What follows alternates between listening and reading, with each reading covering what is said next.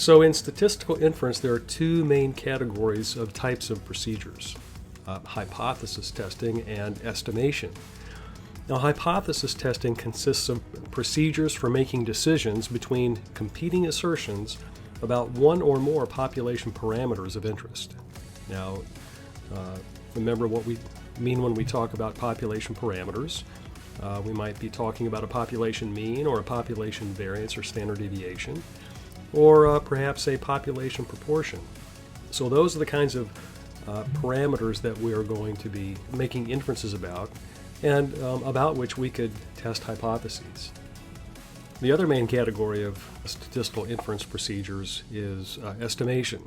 And estimation consists of procedures for coming up with what we might call a data-based guess as to the true value of one or more population parameters of interest. Now, within estimation, we can further divide that into two subcategories: point estimation and confidence interval estimation. A point estimator is a single value that represents our best guess as to the true value of the population parameter under consideration, whereas a confidence interval estimation is a range of values. Now, the overall idea in hypothesis testing is that we formulate opposing statements about the population of interest. These statements are typically called the null hypothesis and the alternative hypothesis. So these two statements, the null and alternative hypotheses, are logical complements. They're the opposites of each other. So one and only one of them is true. Once we do that, we obtain a sample from the population of interest, and we study the sample.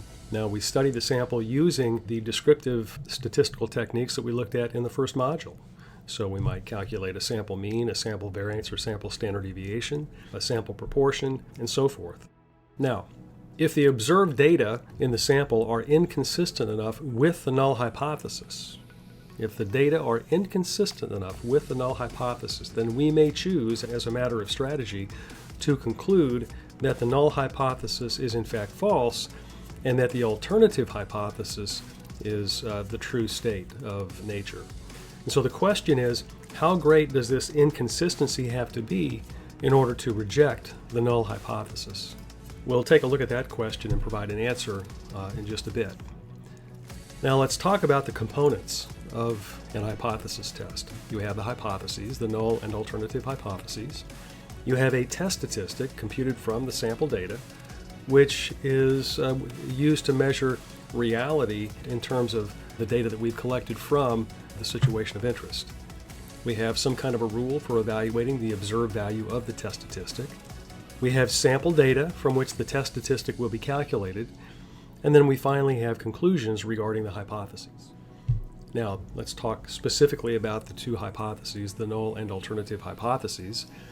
The null hypothesis is typically denoted by H sub 0, or H naught, and it's a statement about one or more population parameters that usually represents the status quo, that a treatment or intervention has no effect, or if we're comparing two or more populations, the null hypothesis might be that there is no difference between the various populations. The alternative hypothesis is typically denoted either by H sub 1 or H sub A. You'll see it represented both ways.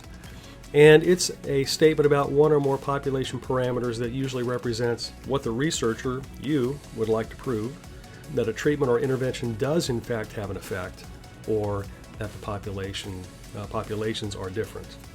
Regardless of what it represents, the alternative hypothesis is the opposite of the null hypothesis. It's the logical complement of that null hypothesis.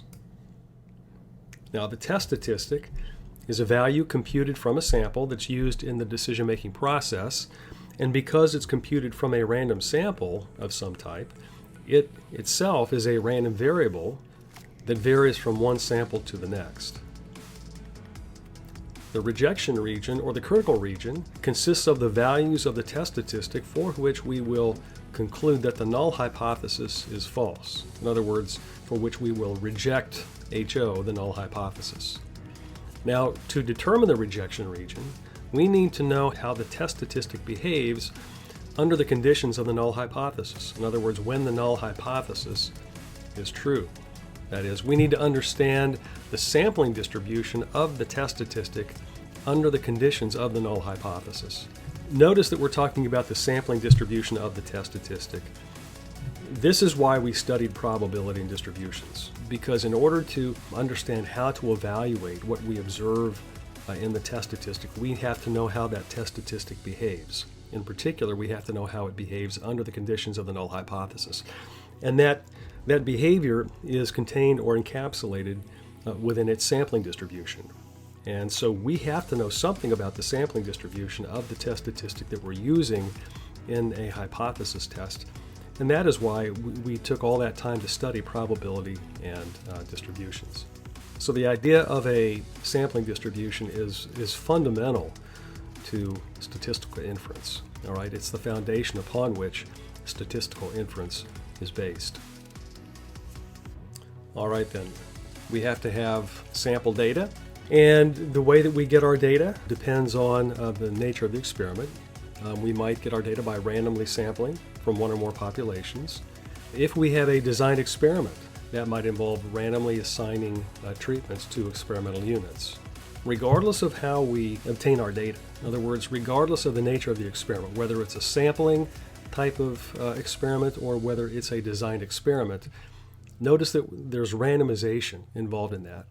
And it's that randomization that provides the probabilistic framework required by the statistical tests.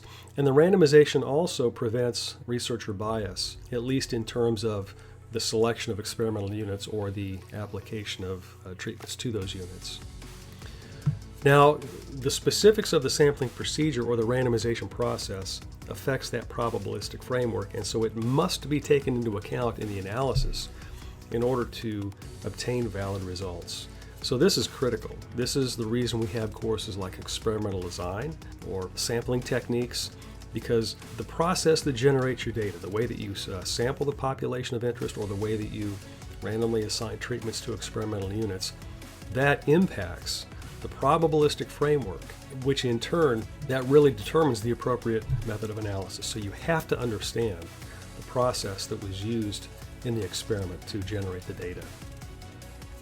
Finally, as part of the process, we will draw conclusions regarding the hypotheses. Now, in the context of a class, where I am trying to evaluate your understanding of all that on assignments and on exams, I would have you state your conclusions in two ways. I would have you state your conclusions in statistical terms, but I would also have you translate those conclusions into the language of the original problem. And that's really, really important. If you're going to do research and publish your results, you've got to translate the statistical results into the language of the problem. So in general, I would have you do that on written exams and things like that. Now, in the context of online learning, I'm still trying to determine how I'm going to do that or whether I'm going to do that piece right there, that translation into the language of the original problem. But just keep in mind that in general, that's a very important part of this process.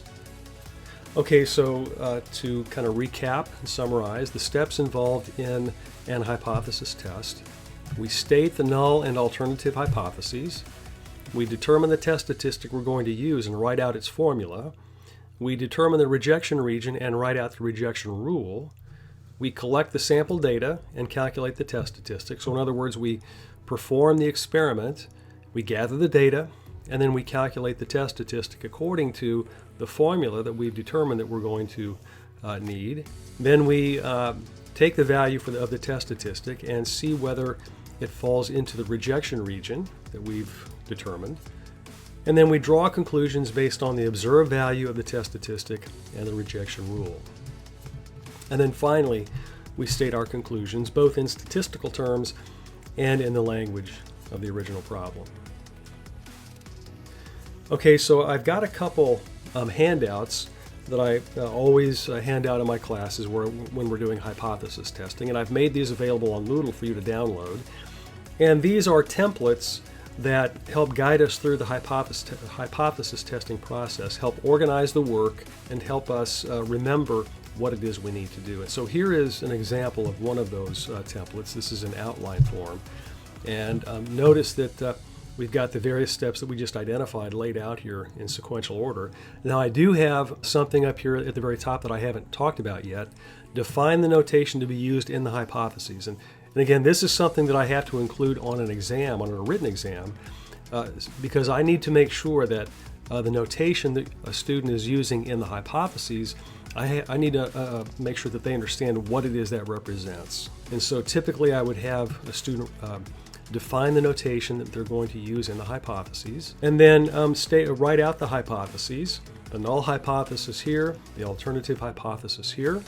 I also would have a student indicate the significance level that's going to be used. That's typically given in the statement of the problem, but I just want them to write that out there so that we know what we're doing. Then here I have the students write out the formula for the test statistic. Now right here I don't want you to write in the values of the statistics computed from the sample.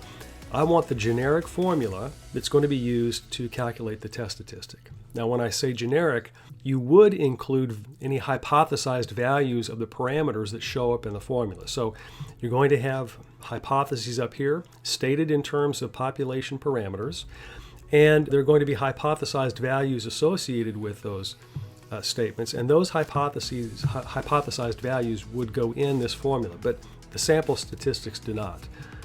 The sample statistics would go into the formula when we calculate it down here. But before we get down there to the calculation, we have to specify the rejection region, the rejection criteria. And the rejection region is going to depend on the nature of the hypotheses and also the significance level that is being used.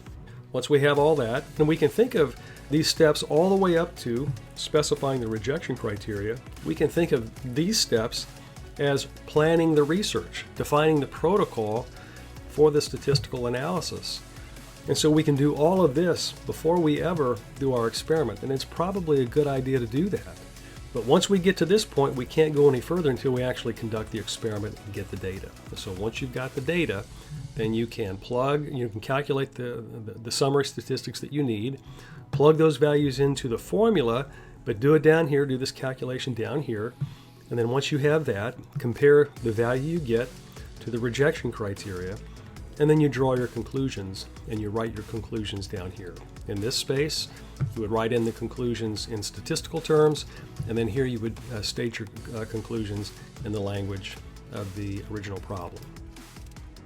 Here is another version in table format. So again, both of these are made available on Moodle. I would strongly encourage you to download these templates and use them as you go through the hypothesis testing questions that you work out in examples and problems and so forth. Okay, so this is a good place for me to stop this video, and then I'll pick up the next video with the next slides.